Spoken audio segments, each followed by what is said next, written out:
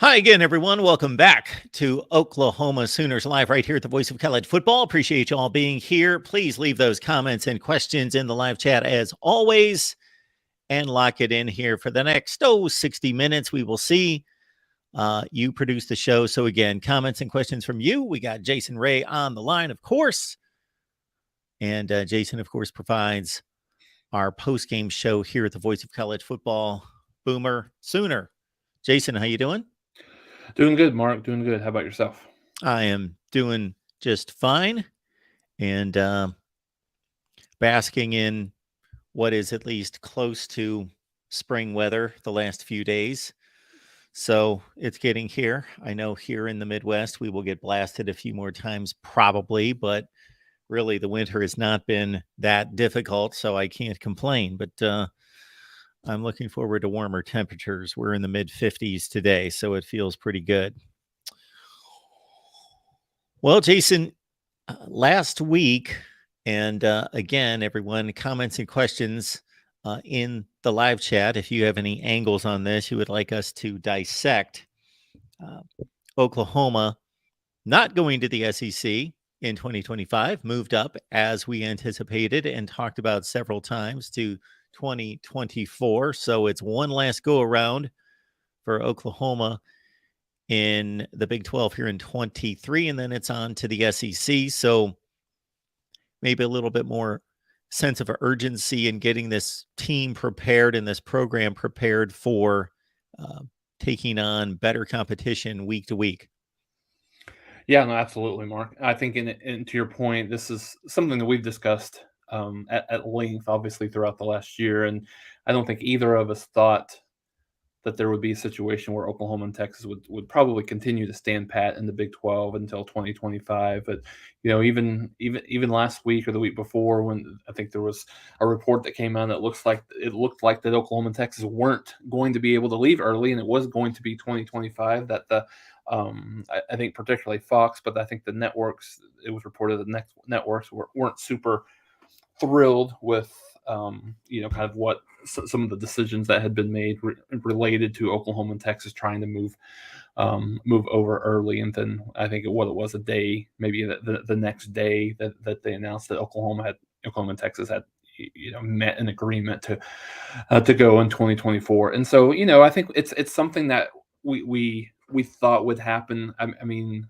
and as we discussed it further, we knew that with everything going on with the Big Ten, I think probably made that a little bit more urgent, just in terms of not necessarily the viability of the SEC whatsoever, but UCLA, and USC bring, still maybe not necessarily always the greatest fan support in terms of in person, but like the TV sets and the eyeballs that would bring to the Big Ten would be a significant upgrade from where they were previously, and didn't really think, if at all possible, that the SEC and the ESPN and whoever was ultimately involved in a large part of that decision making would be able to get Oklahoma and Texas in there as soon as possible. So I think in one respect, obviously this is very much financially driven. I think the decision just to move over was very financially driven, but I think it's interesting looking at, to your question, Mark. It's interesting looking at where I think Oklahoma was at this point last year. I think a lot of us, on maybe even on the outside looking in, but even a lot of us that were, had some knowledge within the program itself, thought that Oklahoma was much better positioned to move to the SEC than maybe they were a couple of years ago. And fast forward to this year at this time, maybe not quite as much in terms of being ready based on what the product on the field was this year. So I think it's interesting, and I don't know that Oklahoma's going to get a ton of that just being prepared for the SEC this year with the schedule. Yeah, you've got a couple of new opponents that you're playing. You got the BYU game late in the year, Cincinnati early on in the year with going to Cincinnati. I think those are obviously very interesting matchups. But I think it's the financial side of it is obviously big, but I think obviously it remains to be seen, but I think it'll be interesting to see once Oklahoma is in the SEC next year, what type of lumps will the Sooners take in year one, and obviously that's a little bit depending on what the schedule looks like in terms of what those rotational opponents are going to be and what those consistent opponents are each and every year. But yeah, it'll be interesting, and the fact that Oklahoma's had a really good recruiting class this year, top five, number four to be exact, that helps. But I think you're going to need to stockpile a few recruiting classes together. So yeah, I think it's very intriguing to see what Oklahoma will look like, and I think maybe fans are a little bit more willing to understand what that's going to look like after this year. This past year, this is a season that Oklahoma has not been through in a long, long time. I think 99 was the latest. 98 or 99 was the latest in terms of um, the win loss record that's comparable, and so that could be something that could be something similar you could see in the SEC for the first couple of years. So I think this is a very excuse me. I think this is a very pivotal year for Oklahoma to hopefully get back on track just a little bit. I don't think there's certainly no expectations that this team at this point will compete for a conference championship or a national championship at maybe not yet, potentially the conference side of it, but not yet. So, but I think a lot of people are very interested to see what's the improvement from year one to year two under this Brent Venables program. You can join our Discord by going to Patreon, search Mark Rogers TV, sign up there, and talk Oklahoma, the Big 12, the SEC, anything in college football, 24/7, 365 with our knuckleheads in the Patreon Discord. So again, go to patreon.com, search Mark Rogers TV, sign up right there.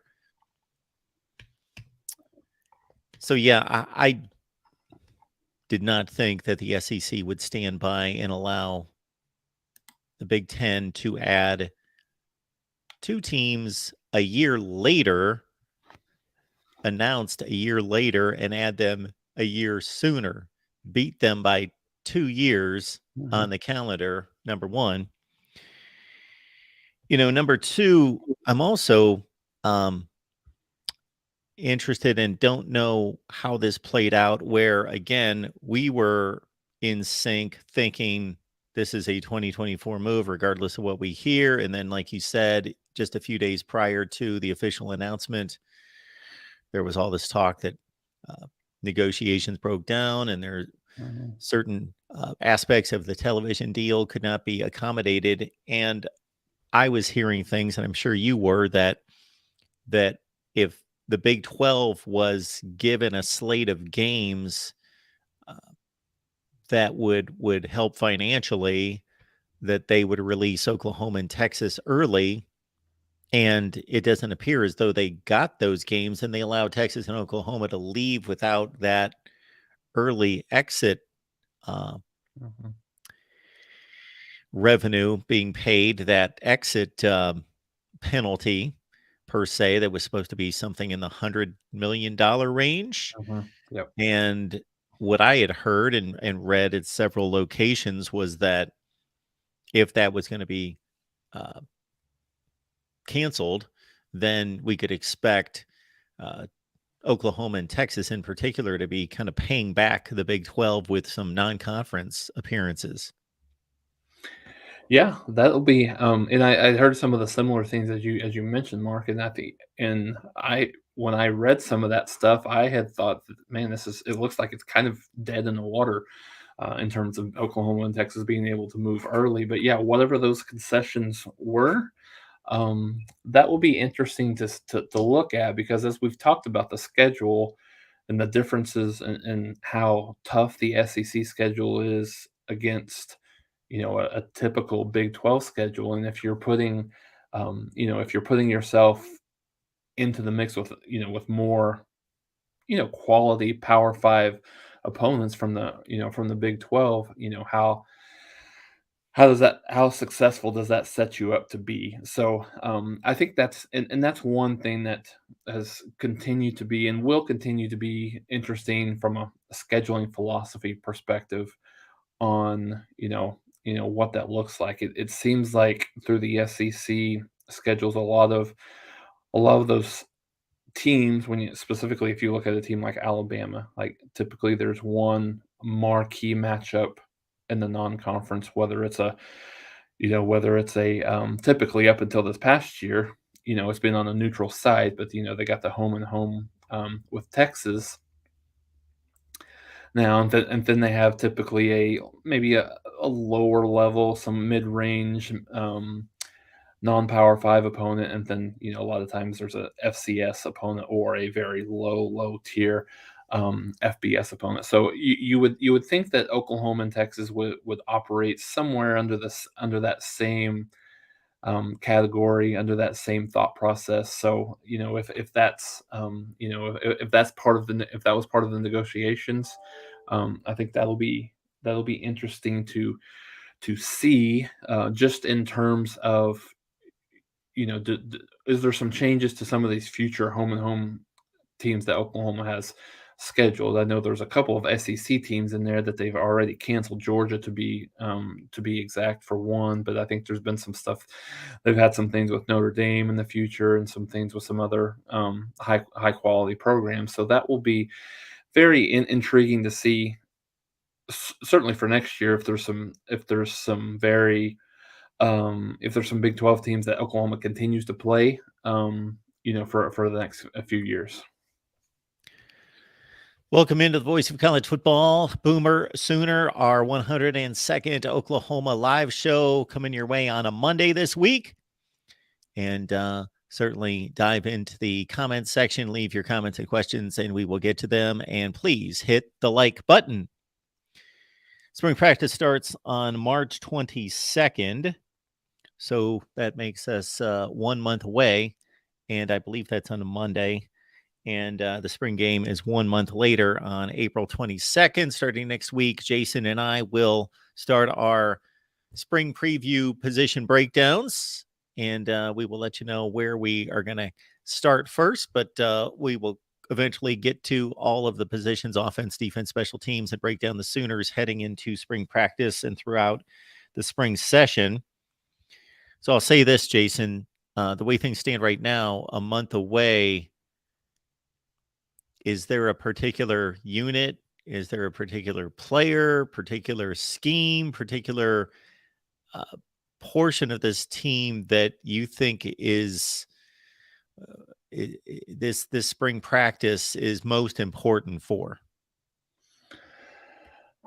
That's a good question, Mark. I think there's a few units. I mean, obviously the quarterback unit is going to be something that's going to be discussed at length throughout the spring, throughout the fall, and quite frankly, probably throughout the season. In regards to if Dylan Gabriel is able to keep his job and fend off Jackson Arnold. But other than that, I think offensive line is very intriguing. A lot of new faces on that offensive line. There's only really one, maybe two starters if you kind of consider Tyler Guyton more of a starter particularly towards the end of last year, that are back on this team. I think when you look at the tight end position, that's interesting. There's a lot of, you've got Austin Stogner coming in, but you've got a lot of youth at that position. And I think probably the biggest one for me that's the most intriguing on the defensive side is just the defensive line as a whole. And if you want to go a step further, particularly some of those edge and defensive end positions, Oklahoma started off pretty strong last year, first 3-4 games, in terms of getting to the quarterback, sacks, particularly. Grimes did a really good job early on, and then he kind of tailed off, and just the production wasn't there at the ends in position. And Oklahoma's made quite a bit of change just in terms of talent that they've been able to get, whether it's through through the recruiting class or through the transfer portal at a greater deal. So I think that will be really intriguing. I would say probably of all position groups, Mark, for that one for me is probably the biggest one that I'm most interested to see. And of course, the linebacking core, which was kind of hit and miss a little bit. That's Venable's bread and butter. So you would certainly expect that to be much improved over the year, over from last year to this year. So those are a couple of the ones that I think are obviously kind of more intriguing than maybe some of the rest. All right. We've got a couple questions coming in dealing with the schedule once OU moves to the SEC. And so, unboxing, reviews, and more asking, are we going to have Texas, Missouri, and Arkansas every year? So, I believe you're pointing to what could turn out to be the schedule format. It is in the ACC. There are some hints that it's going to be adopted in the Big Ten. And in the SEC, it would be a 3-6-6 format where you would play 3 teams every season, and then you split the rest of the conference 6-6, and you basically alternate back and forth between that 6 and the other group of 6 teams. So Texas, Missouri, and Arkansas. I drew it up a couple weeks ago, and I know that I had Texas and Missouri in the mix. Obviously, they're protecting rivalries. They are going to try to create a fair, balanced format too. They don't want to have one particular team have to face Alabama, Georgia, and LSU every year, and somebody else is facing Vandy, Missouri, and Ole Miss or somebody. So that's going to be taken into consideration. But of course, these rivalries are going to be protected. That seems to be pretty reasonable there, but obviously all the puzzle pieces have to fit. So it has to fit. I don't think there's any question. Oklahoma, Texas, Oklahoma, Missouri, I would think is going to be renewed. And then Oklahoma, Arkansas, I would think could be a priority, but it has to work again with all the puzzle pieces working for the entire conference. Yeah, no, absolutely, Mark. And I think probably there's only really 4 legitimate options that I would think that Oklahoma would be in the mix with those 3 common opponents that you'd mentioned. Obviously, Texas is going to be one. With that's obviously certainly not even something that would be a consideration. But I think Missouri, Arkansas, and Texas A&M are the 3 are going to be 2 of 3 that Oklahoma will be in the mix with. And I think it's interesting to see what that will look like. I think Missouri will be one as well. I would be a little surprised if that's not one of the ones as well, just given the Big Eight. Um, the Big Eight then obviously the Big 12 until Missouri moved over was not necessarily a rivalry, but it's certainly a common opponent that Oklahoma had each and every year. But I think the other one is interesting. I think a lot of what the SEC has done up till now with Texas A&M and Missouri is really trying to, I don't want to say artificially, but create some rivalries that maybe weren't there previously. I mean, I think of Texas A&M and LSU. That what's been made. So really, I would kind of lean towards exactly what you'd mentioned, Arkansas, as being a little is something that Oklahoma probably should be playing more often than they have. They played in a couple of bowl games. Not many as of late. Cotton Bowl in 2001, I believe, if that was if memory serves right. And then obviously they played in some Orange Bowls in the between Switzer and Holtz back in the, I guess that would have been the early 80s, right? And so I think seeing that rivalry renewed a little bit would be very interesting. So I would guess right now would be Texas, Missouri, and Arkansas would be part of that consistent. And if nothing else, I mean, obviously that helps from a regional basis, from a travel. Those 4 schools are very close in proximity to each other, but it almost begs the question on some of these others, right? I mean, you would assume that the SEC would continue with like that Texas A&M and LSU and be there. And obviously Texas and Texas A&M, you would think, unless something crazy happens, that they would kind of renew that rivalry, so to speak. But yeah, I think that'll be very. I mean, that's one of the things that I'm very intrigued to look at, just to see what that schedule will look like. And to your point, Mark, around some of those teams making it even in such a way that you're not that you have the same level of, at least the same level of teams that you're playing as in totality within those three, than some of the others do.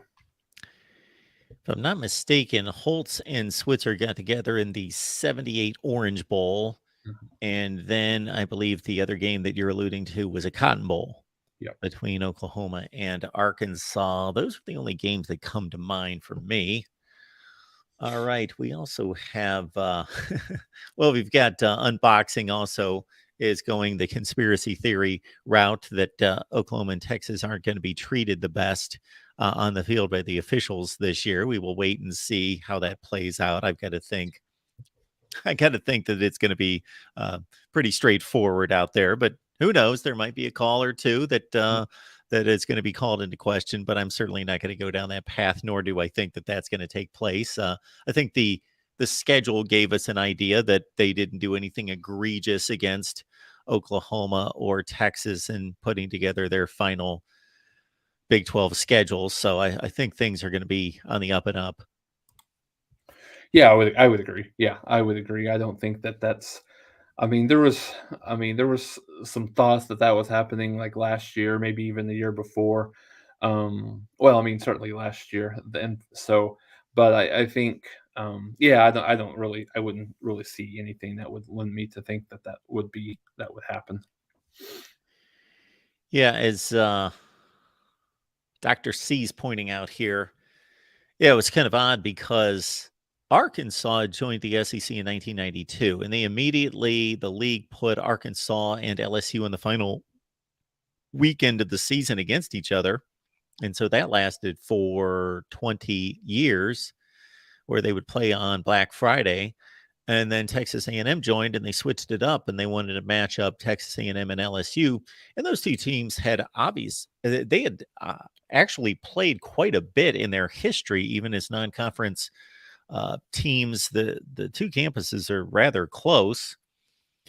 And over the last, it would be 11 seasons now, it's been Texas A&M and LSU the final weekend of the season, even though Dr. C does not consider that a rivalry, nor in switching out Arkansas out of that matchup with LSU. They pinned Arkansas and Missouri. Missouri was just kind of hanging out there with really no attachment to the rest of the SEC. So Arkansas was the natural fit there to try to do something.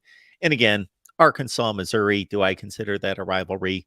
Not really. No, the SEC has pushed it. And again, for the last 11 seasons, they've played on the final weekend. So, yeah, the SEC is going to protect the current rivalries. They're going to try to project what should be rivalries. Nebraska, Iowa is another one the Big Ten has tried to push forward. And I can't really say whether that's been successful or not. Nebraska's obviously not been a good football team. So Right. it's kind of difficult to have a rivalry that's kind of a manufactured rivalry that's going to be taken seriously or going to be intriguing for fan bases if one of the teams is not competitive. So, yeah, we will see how that plays out. We could move into this next topic. So I saw on Twitter in a few different locations because it's President's Day. So happy President's Day to everyone. That of course the Mount Rushmore question and applying that to Oklahoma. So we can go the coaching route first, of which off the top of my head seems fairly obvious. Bud Wilkinson dominated the sport. He's the Mhm. guy in the 50s. Then Barry Switzer comes along in the 70s.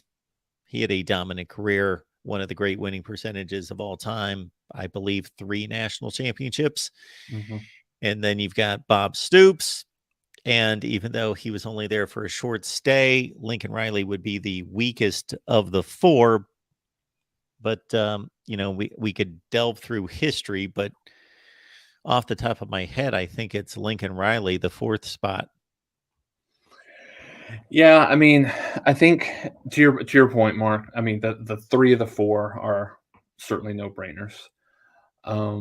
With with what they were able to accomplish, particularly um, Bud Wilkinson and Barry Switzer, I believe each, to your point, believe each winning 3 3 national championships. I would yeah, it's a tough decision between Lincoln. Benny Owen is another guy that, from a Yeah. coaching perspective, that I might would slightly put above Lincoln Riley, just because of the tenure, and the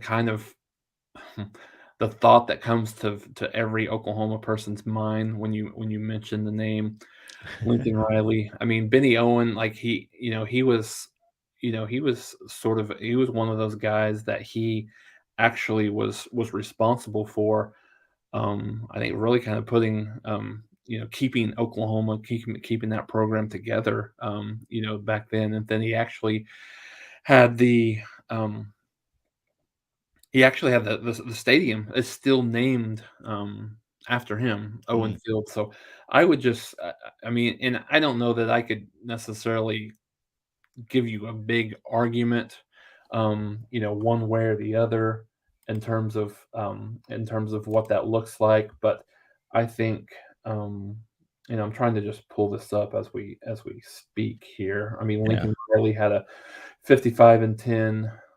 overall record, and then Benny Owen was 122-54 in his career. So a Yeah. little bit more longevity, for in that time period. And of course, that was 1905 to 1926, where there's, I think, the one thing that you would look at, the conference championships, which is fairly similar, in terms of the number. Obviously, Lincoln Riley did it in just the 5 years that he was there, versus Benny Owen being there 21 years and just winning the 3 conference championships. But I think he was really, Mark, responsible for, kind of putting Oklahoma on the map, so to speak, when he started coaching before Oklahoma was really even officially a state at that point, right? So I would just give him slightly a slight edge, just because of those reasons. And he is in the Hall of Fame as well. So Yeah. So you sold me on this because if you go by sheer numbers, Lincoln Riley's your guy. He won 85% of his games, and Benny Owen won 68% of his games. And Benny Owen won 3 conference championships in 22 seasons, and Lincoln Riley won 4 in 5 seasons. So there's no comparison between their tenure from a statistical standpoint.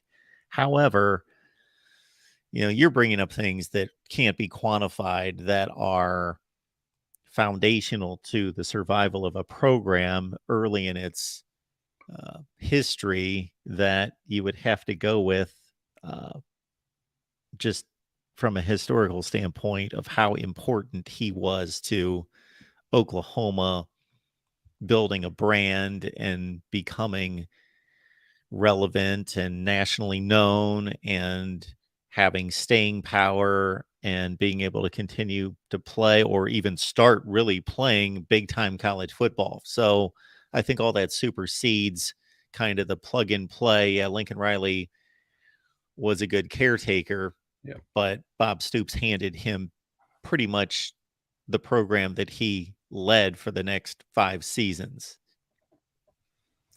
Yeah, no, I think so. I think that's the differentiator to your point. I completely agree. Now, on the player side, we have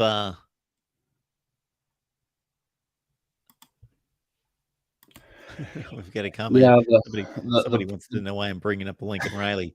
Yeah, we're talking Mount Rushmore, and there is strong consideration there, whether you like him or not.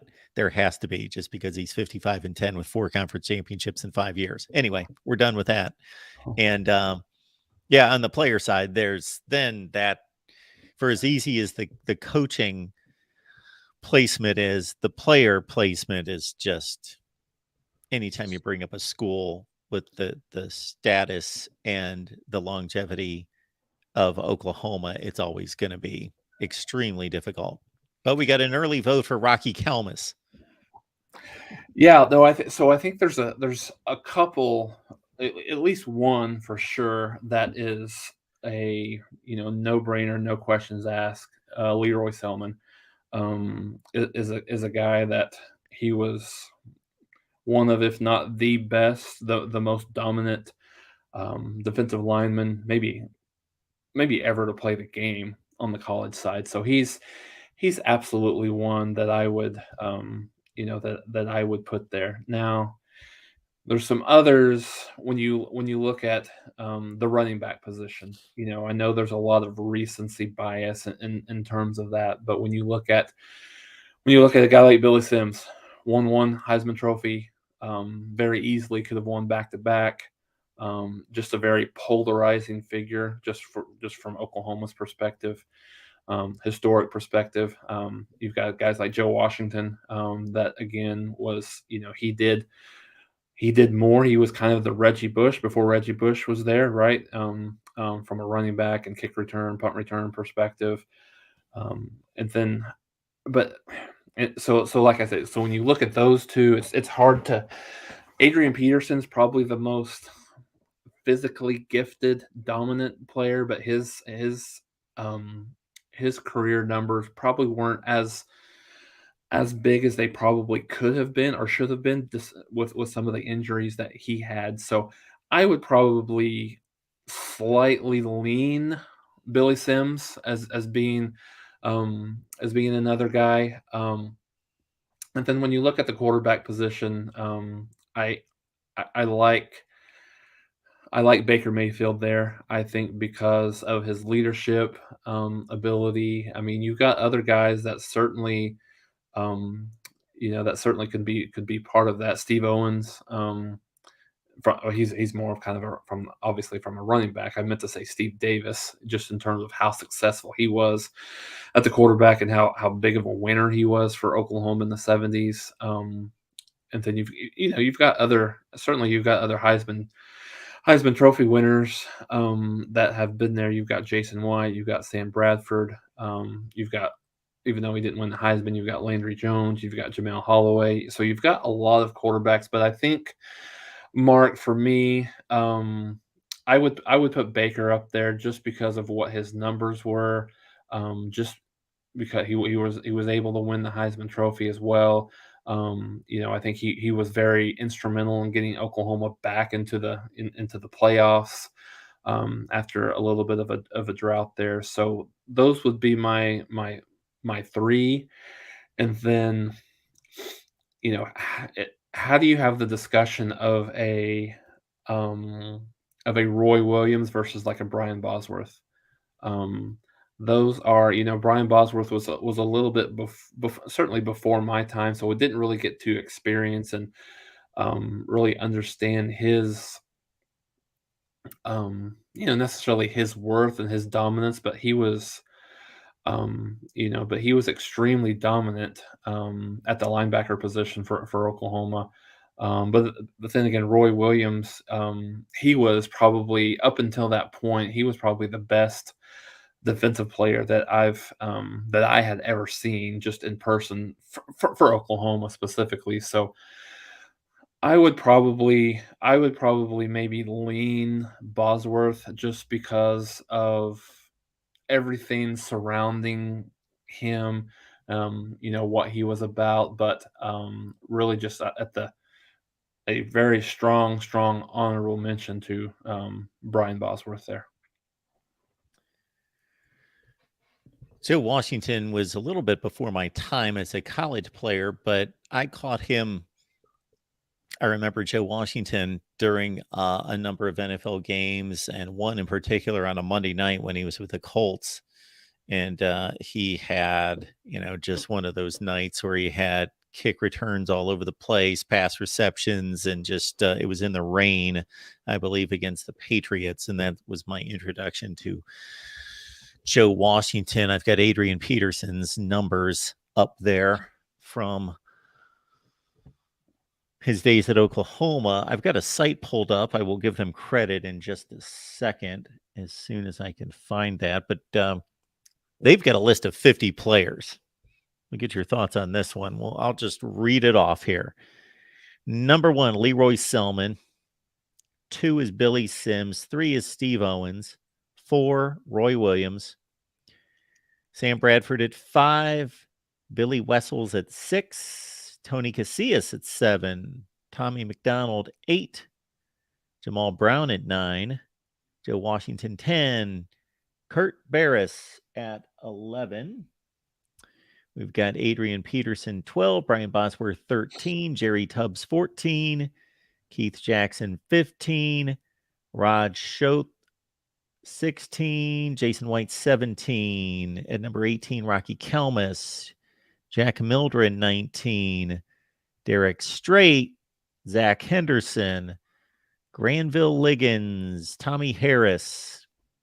Greg Roberts. Dewey Selman. Greg Pruitt. Daryl Hunt. DeMarco Murray. Teddy Lehman. Josh Heupel at 30. George Cumby. Ricky Bryan. Jim Weatherall. Gerald McCoy. Carl McAdams. Mark Clayton. Anthony Phillips. Mike Vaughn. Lucius Selman. It's crazy, 3 of them. Paul Buddy Burris. Jackie Shipp, remember him. Ralph Neely. Anthony Perkins. Darnell Royal. Reggie Kinlaw. Trent Williams. Jimbo Elrod. Rufus Alexander. Mark Hudson. And JT Thatcher. Gave you a lot of names there. Yeah. Anybody jump out? Yeah, when you look at, I think Billy Vessels is one of those that's in the conversation. Just for me in terms of top 4. It just, it's so much depending on what you feel like is your criteria there. Do you think about just what they were at Oklahoma? Do you think about what they were able to accomplish in the NFL? As part of that, I think if you're looking at the running back position and you're looking at combined college and NFL, then I think Adrian Peterson is your number 1, without a doubt. But again, you had it up there on the list. He missed, he still ran for 1,000 yards, but he missed 5 games, I believe, which would have been his junior year at that point. So I think that's one thing. And then you've got Billy Sims here. On the list, really got a significant amount of playing time in his last 2 years. Had over 3,200 yards in those 2 years, 42 touchdowns in those last 2 years, of which he could have very easily won, back-to-back Heisman trophies. So, yeah, I think it's there's, like I said, there's a few of those that kind of come to come to fruition in terms of what your thoughts are. But when you look at Jason White's numbers, for his career, a majority of those are, again, very much like Billy Sims over his last couple of years, but very, very dominant. But stats are a little bit difficult to look at. Obviously, they're big for the people that we didn't necessarily have an opportunity. But if you look at stats alone, Landry Jones is the leading passer in Oklahoma football history, and I think a lot of people wouldn't really have him in their top 3 or 4. Just just in terms of overall, quarterbacks that, in Oklahoma history. But he has the best. He threw it to the other guys a few times. He did, yeah, and I think that's always been the difference maker for me is between him and Bradford and um,